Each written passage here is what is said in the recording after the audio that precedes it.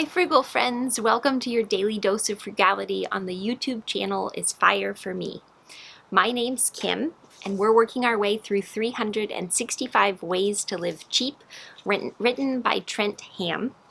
We are on number 28, which is Start an Automatic Appliance Replacement Fund.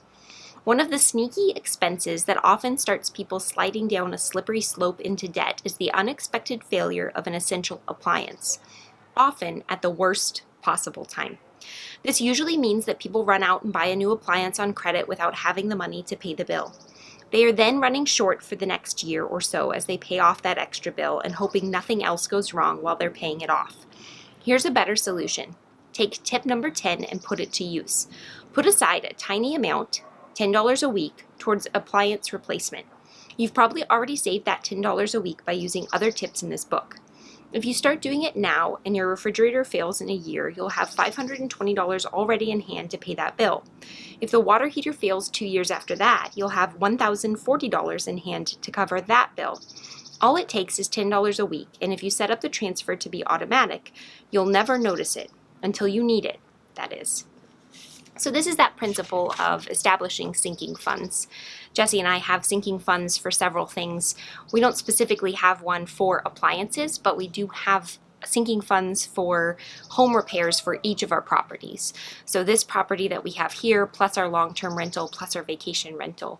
And I know there are things that are going to come up at each of those places that we'll need to replace and pay for. I think the thing that will need to be fixed and replaced first on our longer term rental would be the furnace, which I think I mentioned in a previous video.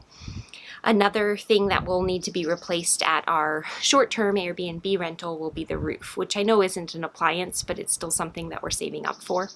And then here we want to replace the water heater, and then if other appliances wear out, we'll probably find used ones on Craigslist that we'll use in the meantime. But if at some point we wanted to really replace them with nice, high-quality appliances that were new, we would need to establish sinking funds for those things.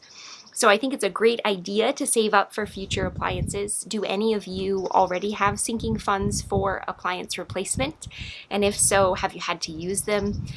Or have you found yourself in a situation where you have had to go out and emergently purchase a new appliance and it has set you back financially? I'd love to hear about it in the comments below, and I appreciate you tuning in. See you tomorrow.